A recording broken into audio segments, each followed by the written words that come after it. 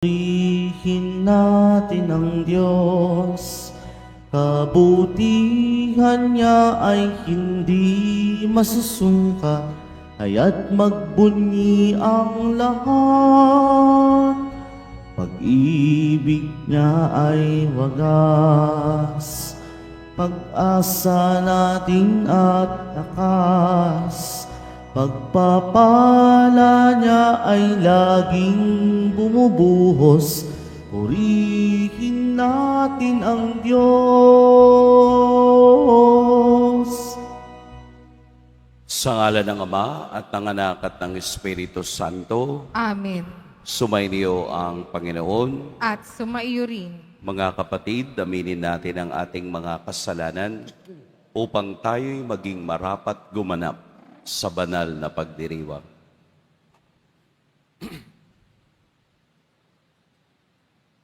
Tayo pong lahat, inaamin ko sa makapangyarihang Diyos At sa inyo mga kapatid, na lubha akong nagkasala sa isip, sa salita, sa gawa, at sa aking pagkukulang.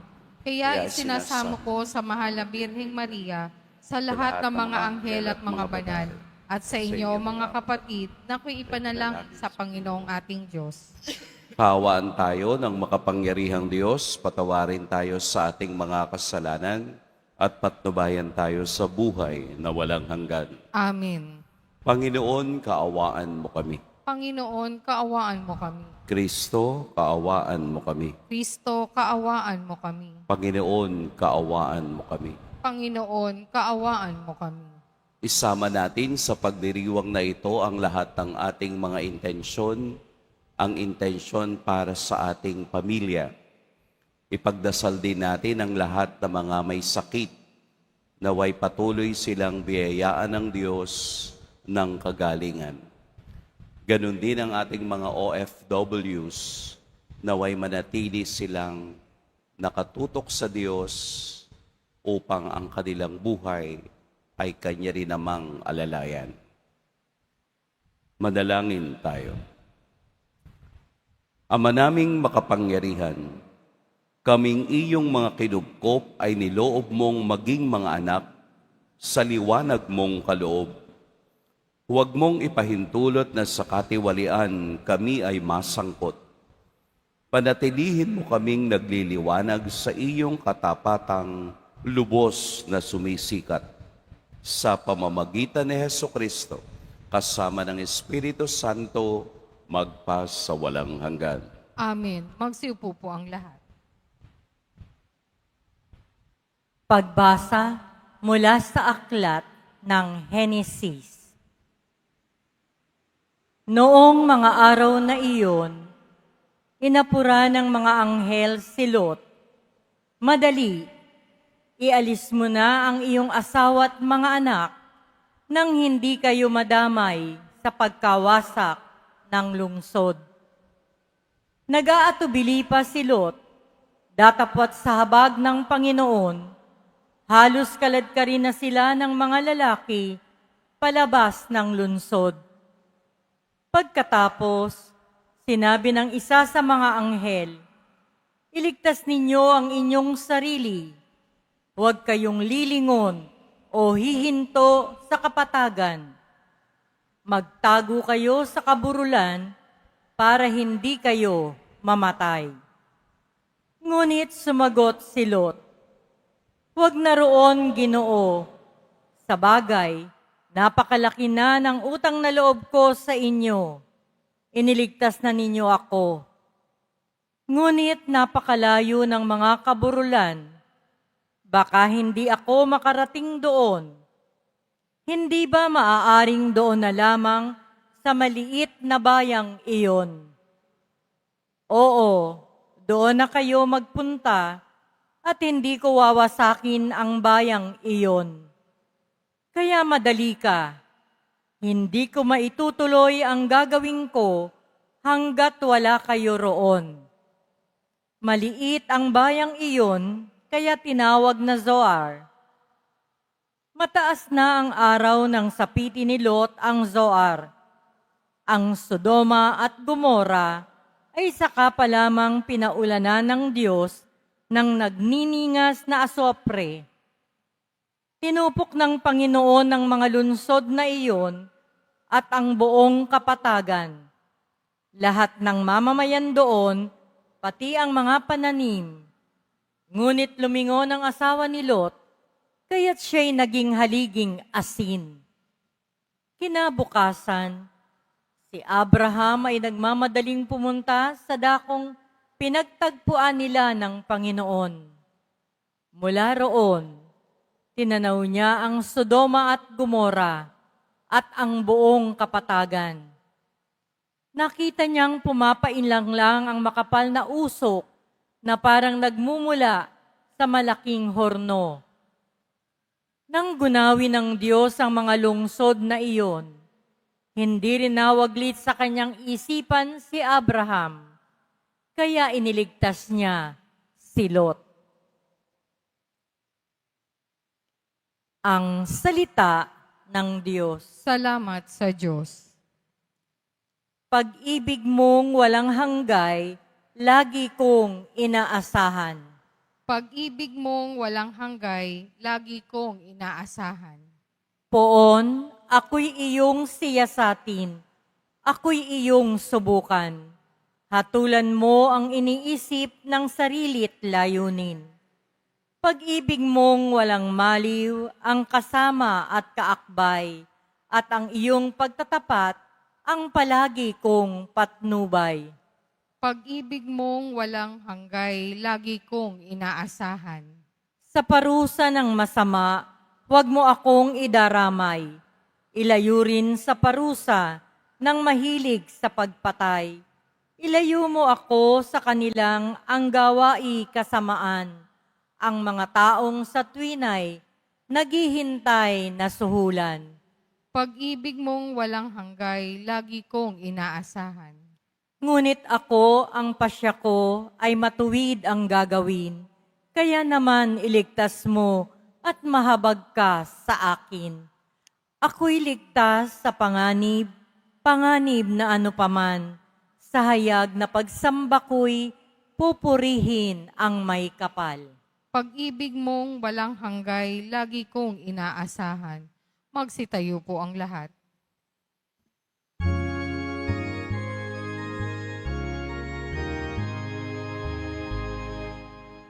Alleluia, Alleluia, Alleluia, Alleluia.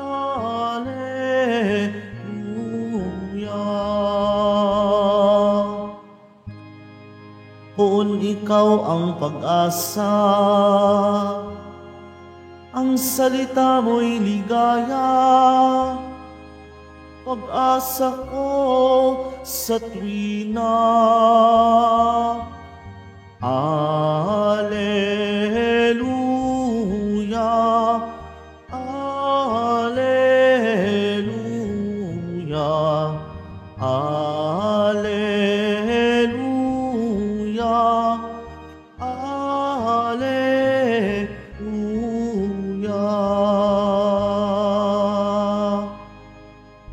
Sumainyo ang Panginoon. At sumaiyo rin. Ang mabuting balita ng Panginoon ayon kay San Mateo. Papuri sa iyo, Panginoon.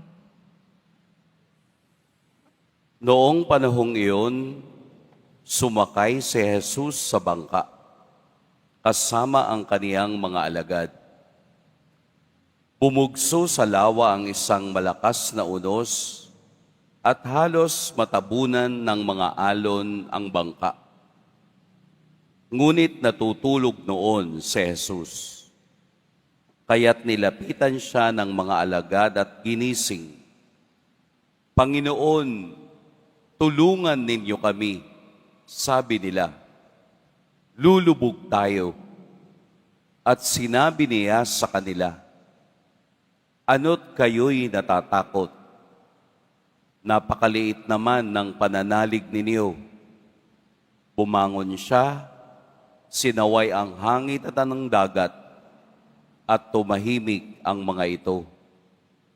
Namangha silang lahat at ang sabi, "Anong tao ito? Kahit ang hangin at ang dagat ay tumatalima sa kanya." Mga kapatid, ang mabuting balita ng Panginoon. Pinupuri ka namin, Panginoong Heso Kristo. Magsiupo po ang lahat. Magandang umaga po sa lahat. Anong tao ito? Kahit ang hangin at ang dagat ay tumatalima sa kanya. Tanong ng hindi pa siya masyadong kilala ng kaniyang mga alagad. Marahil kilala lang nila si Jesus bilang external. Yun bang panglabas na anyo lamang ang kanilang nakikita kay Kristo. Pero yung kaniyang pagkadiyos, hindi pa nila nakikita. Kaya tao ang tingin nila kay Kristo. Totoong tao, pero hindi pa lumalalim sa isip nila ang kaniyang totoong pagkadiyos. Kung inyong mapapansin, ang kaniyang mga alagad, karamihan ay mangingisda. Hindi ba nila na-anticipate na dun sa lawa ay may darating na unos? Gayong kaya nilang basahin ang itinatakbo ng panahon. Bakit hindi nila ito nakita? Only fishermen ang pwedeng magsabi ng sitwasyon ng dagat. Tayong mga ordinaryong tao, hindi natin yun kayang basahin. Alam nila kung uulan sa gitna. Alam nila kung maayos ba ang alon. Pati ang oras ng takbo ng dagat. Alam nila yan. Pero siguro dahil excited sila dahil kasama si Kristo. Nawala na yon sa kanilang huna-huna. Nawala na yon sa kanilang kaisipan. Kaya sakay na lang tayo. Kung tayo ay papasok doon sa imahe ng Ebanghelyo, ang bangka ay sumisimbolo sa simbahan. Na tayong lahat ay nakasakay at naglalakbay. At sa ating paglalakbay, talagang nagkakaroon ng unos at hampas ng alon ang ating buhay. Wala naman talagang buhay na walang alon. Wala naman talagang buhay na walang challenges. Wala namang buhay na walang problema. Kasi yung mga taong walang problema, nasaan sila? Nasa sementeryo. Wala nang problema. Habang tayo'y nabubuhay, tayo'y naglalakbay. At ang paglalakbay na yan ay sumisimbolo sa pagsakay sa isang bangka. At ang wala sa bangka, ang siyang hinahampas ng alon. Ibig sabihin, ang wala doon sa simbahan, ang wala doon sa pananalig sa Diyos, ang mabilis na bumibigay. Yung walang pananalig sa kaniyang presensya, ang unang tinatamaan. Kaya nga po, hindi lamang natutulog ang Diyos. Kahit sa kaniyang pagtulog, siya'y nakikinig. Tulungan ninyo kami. Panginoon, tulungan ninyo kami. Pwede namang unahan ni Kristo na patigilin agad yung alon at hampas ng hangin. pero kailangang manggaling sa kaniyang mga alagad. Ang unang hakbang ay manggaling sa alagad. Tulungan niyo po kami.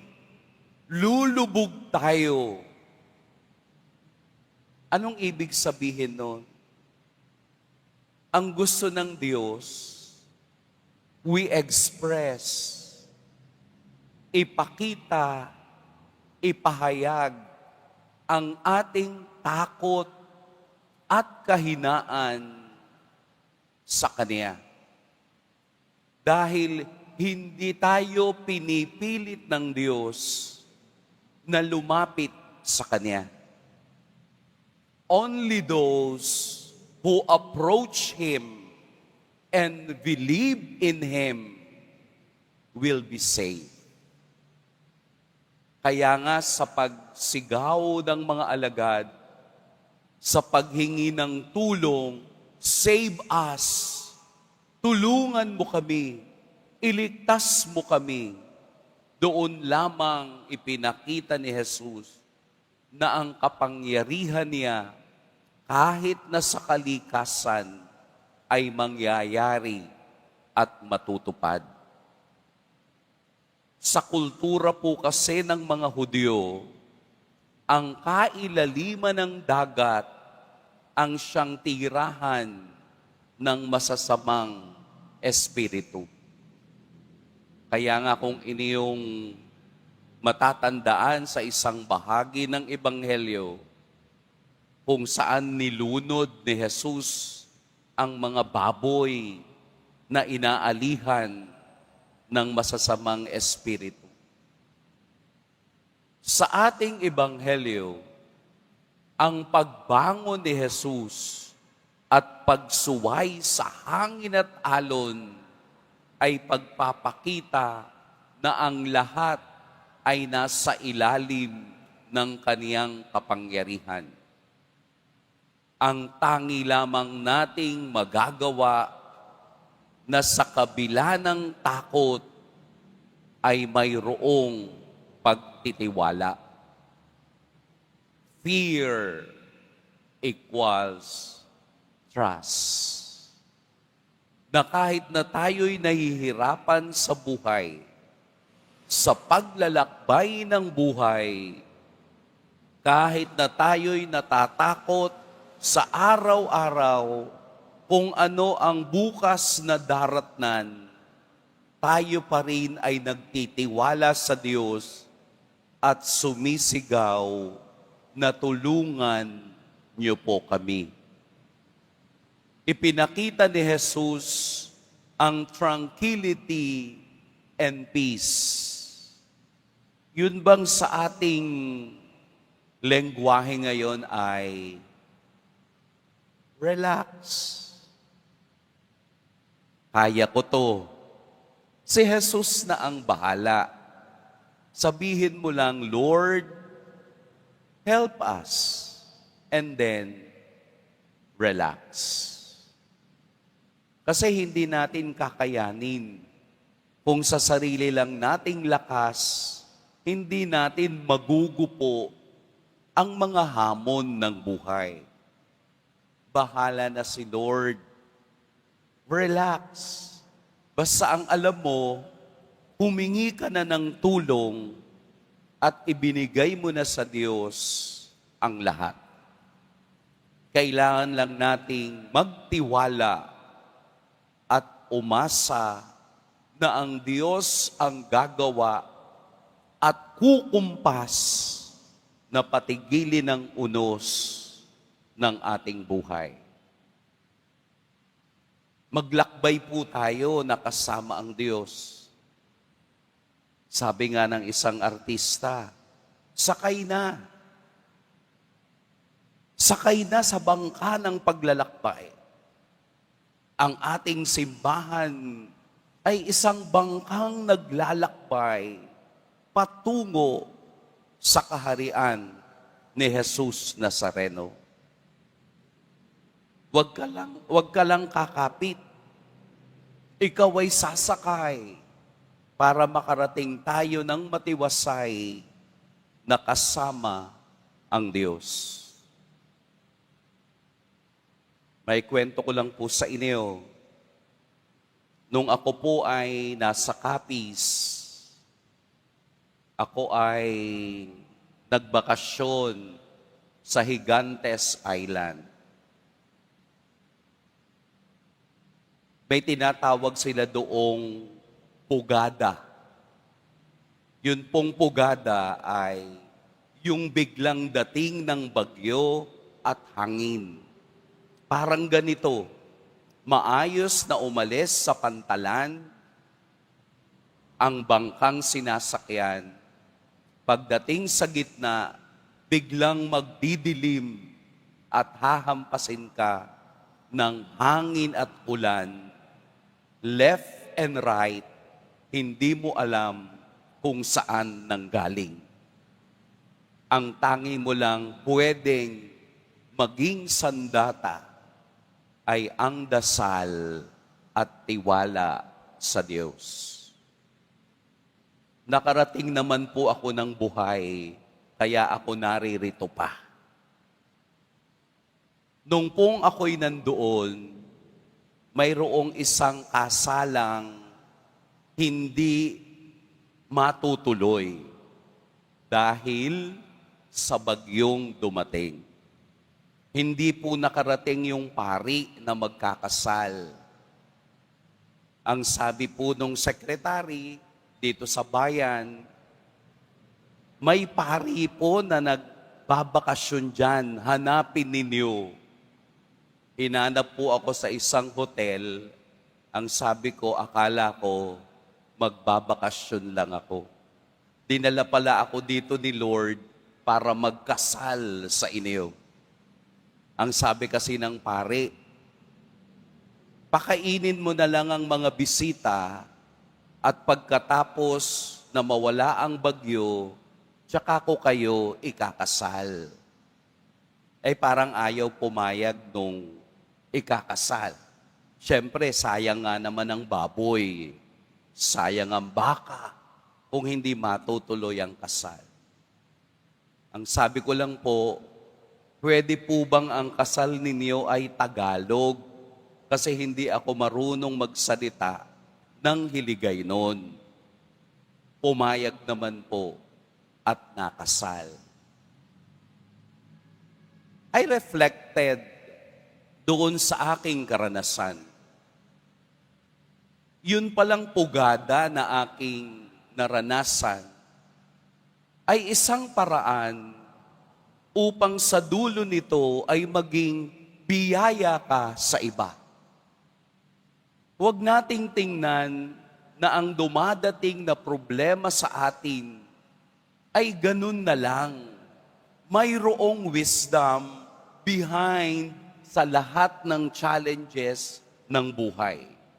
Mayroong sinasabi si Lord on the wisdom of God sa ating mga karanasan na palaging mayroong meaning o kahulugan kung tayo'y palaging nagtitiwala sa biyaya ng Diyos. Naalala niyo po yung eroplano sa India na lahat ng sakay ay namatay? Meron pong isang babae doon na galit kasi na-late siya ng dating. Gusto niyang sumakay pero hindi siya napasakay dahil late siya. May rason pala yung pagka-late. May rason pala ang lahat ng bagay kung titingnan mo ito sa mas malawak na pananaw. Huwag mong tingnan as a personal na kasamaan ang nangyayari sa ating buhay. Laging mayroong rason. Bakit ka hindi makapasa sa pag-abroad? Mayroong rason.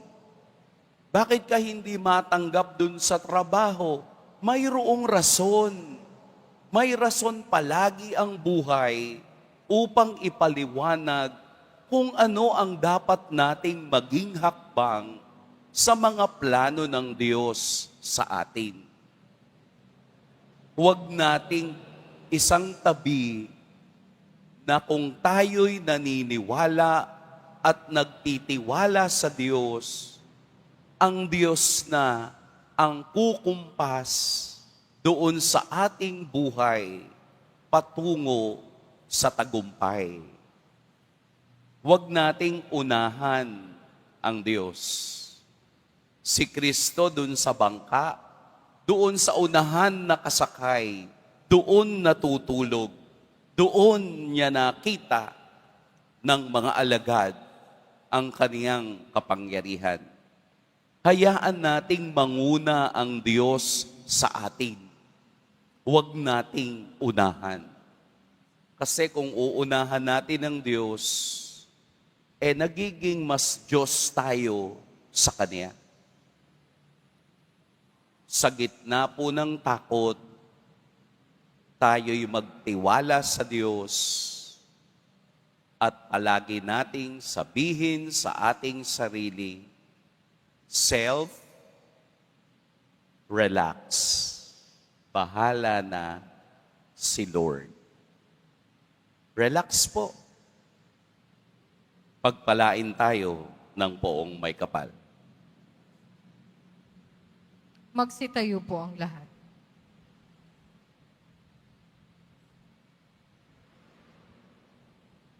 Minamahal kong mga kapatid, sumusunod sa anak ng Diyos maging ang hangin at alon. Mulat sa katotohanan ito, manalangin tayo ng may pananalig para sa katahimikan ng napakagulong mundo. Panginoon, ipagkaloob mo sa amin ang iyong kapayapaan. Panginoon, ipagkaloob mo sa amin ang iyong kapayapaan. Ang simbahan, sa pamamagitan ng kanyang mga miyembro, naway maging malakas sa pananampalataya, higit sa lahat sa kanilang pagharap sa mga paghihirap at pagsubok sa ating panahon. Manalangin tayo. Panginoon, ipagkaloob mo sa amin ang iyong kapayapaan.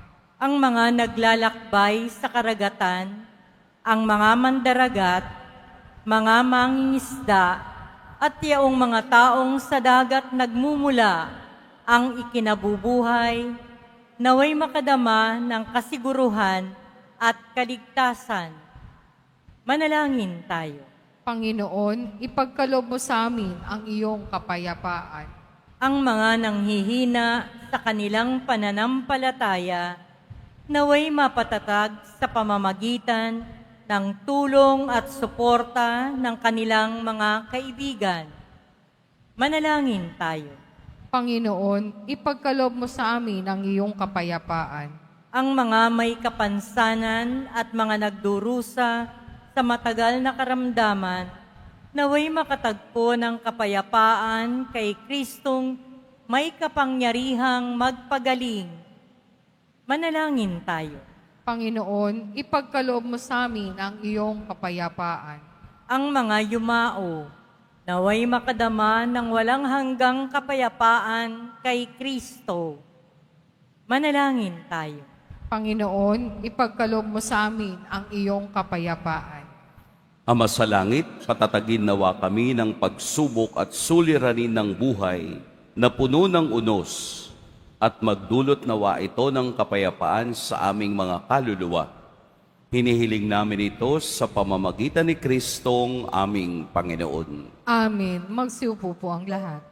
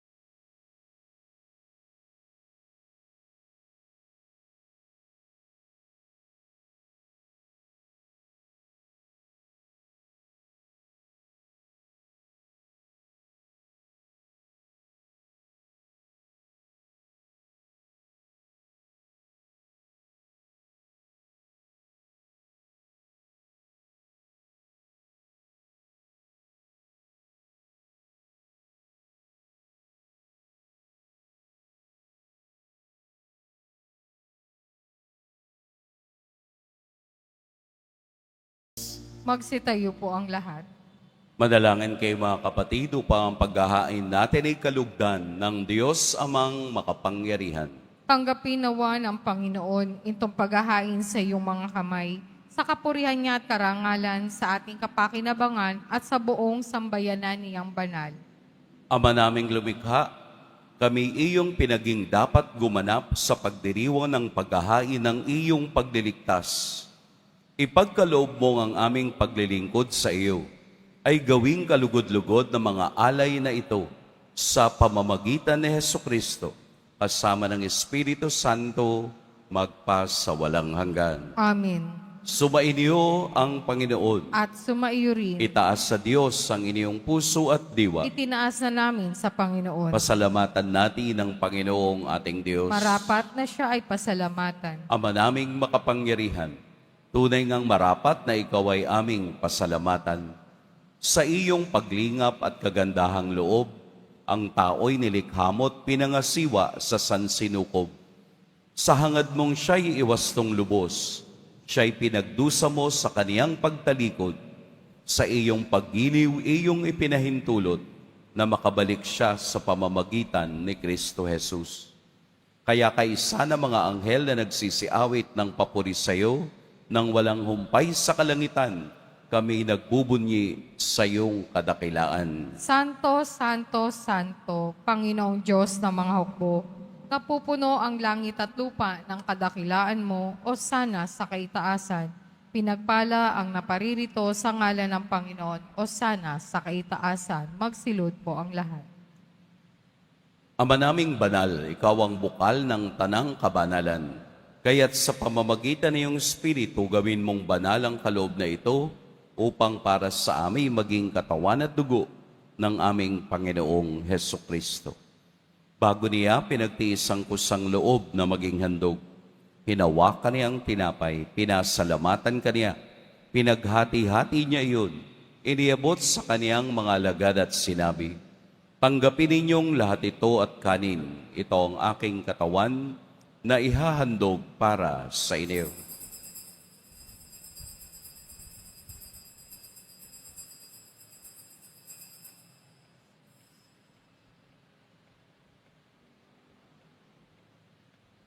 Gayun din naman, noong matapos ang hapunan, hinawakan niya ang kalis, muli kaniyang pinasalamatan, inabot niya ang kalis sa kaniyang mga alagad at sinabi, "Tanggapin ninyong lahat ito at inumin, ito ang kalis ng aking dugo, ng bago at walang hanggang tipan, ang aking dugo na ibubuhos para sa inyo at para sa lahat, sa ikapagpapatawad ng mga kasalanan.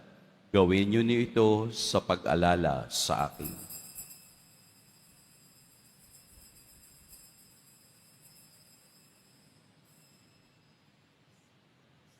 Magsitayo po ang lahat. Ipagbunyi natin ang misteryo ng pananampalataya. Si Kristo'y namatay, si Kristo'y nabuhay, si Kristo'y babalik sa wakas ng panahon. Ama, ginagawa namin ngayon ang pag-alala sa pagkamatay at muling pagkabuhay ng iyong anak. Kaya't iniaalay namin sa iyo ang tinapay na nagbibigay buhay at ang kalis na nagkakaloob ng kaligtasan. Kami nagpapasalamat dahil kami iyong minarapat na tumayo sa harap mo para maglingkod sa iyo. Isinasamo namin kaming magsasalo-salo sa katawan at dugo ni Kristo ay mabuklod sa pagkakaisa sa pamamagitan ng Espiritu Santo. Ama, lingapin mo ang iyong simbahang laganap sa buong daigdig. Puspusin mo kami sa pag-ibig, kaisa ni Leon na aming Papa, at ni Jose na aming obispo at ng tanang kaparian. Alalahanin mo rin ang mga kapatid naming nahimlay nang may pag-asang sila'y muling mabubuhay, gayon din ang lahat ng mga pumanaw.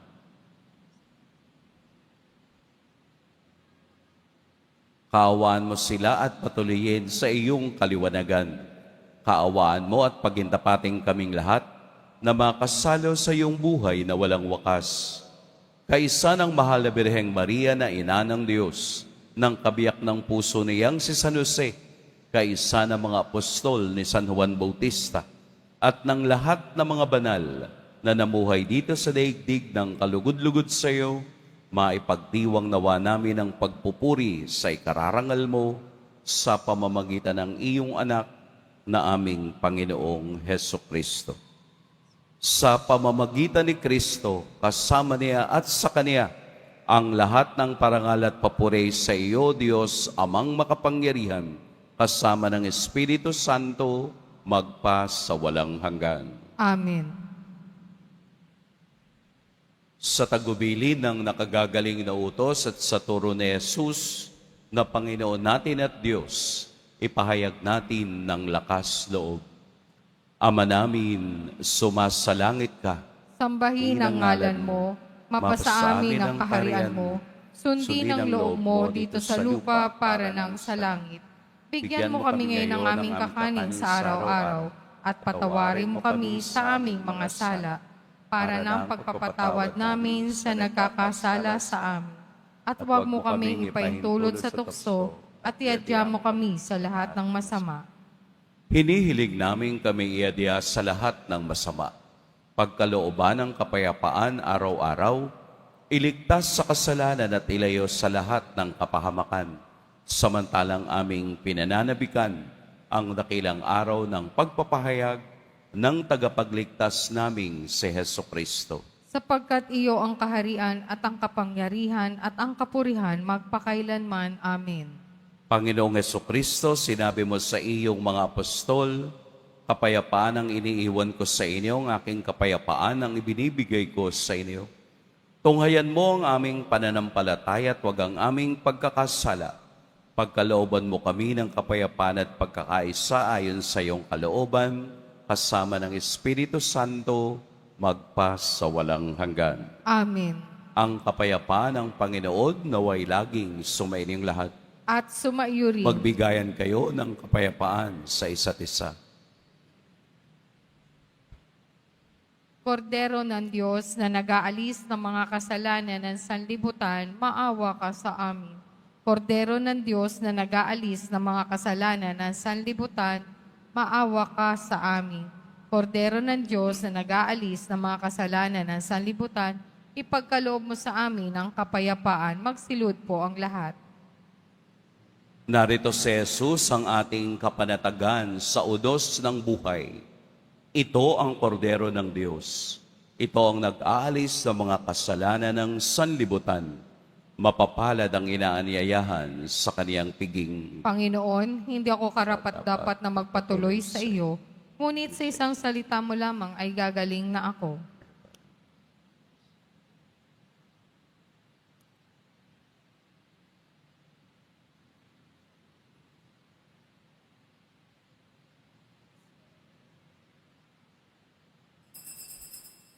Para sa lahat ng tatanggap ng banal na komunyon, sasagot po tayo ng amen, pagkasabi ng pari o ng lay minister ng katawan ni Kristo, at isubo agad sa bibig bago umalis sa harapan ng pari o lay minister, sumunod po tayo.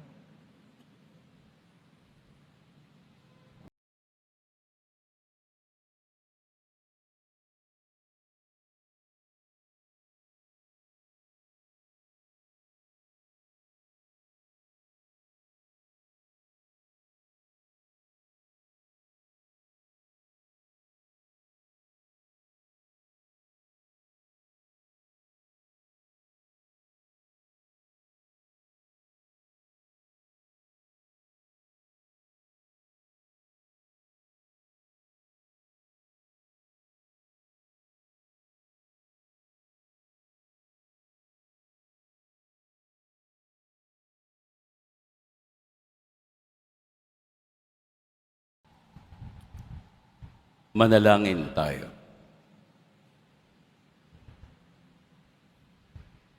Ama naming mapagmahal, buhayin nawa kami ng aming inihain at pinagsaluhan, upang kaming pinagbuklod sa pag-ibig mo kailanman, ay magkaroon ng bungang lagi naming maiaalay. Sa pamamagitan ni Heso Kristo, kasama ng Espiritu Santo, magpa sa walang hanggan. Amen. Sumainyo ang Panginoon. At sumaiyo rin. Yumuko kayo para sa pagbabasbas. Mahal na Poong Jesus Nazareno, inihayag mo sa pamamagitan ng krus ang walang maliw na pag-ibig ng Diyos sa sangkatauhan.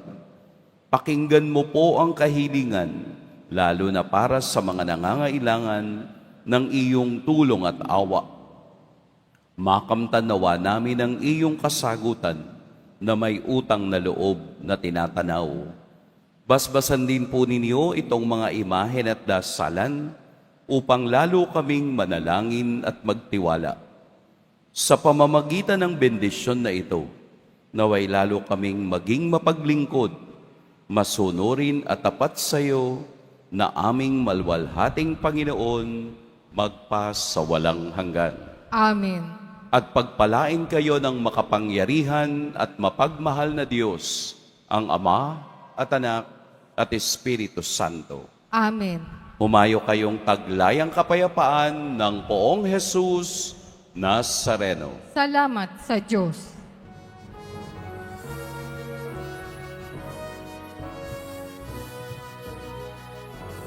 Nuestro Padre Jesús Nazareno, sinasamba ka namin, pinipintuho ka namin, aral mo ang aming buhay at kaligtasan.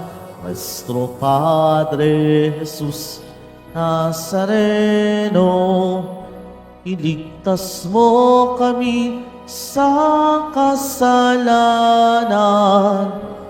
Ang krus mong kinamatayan ay sagisag ng aming kaligtasan.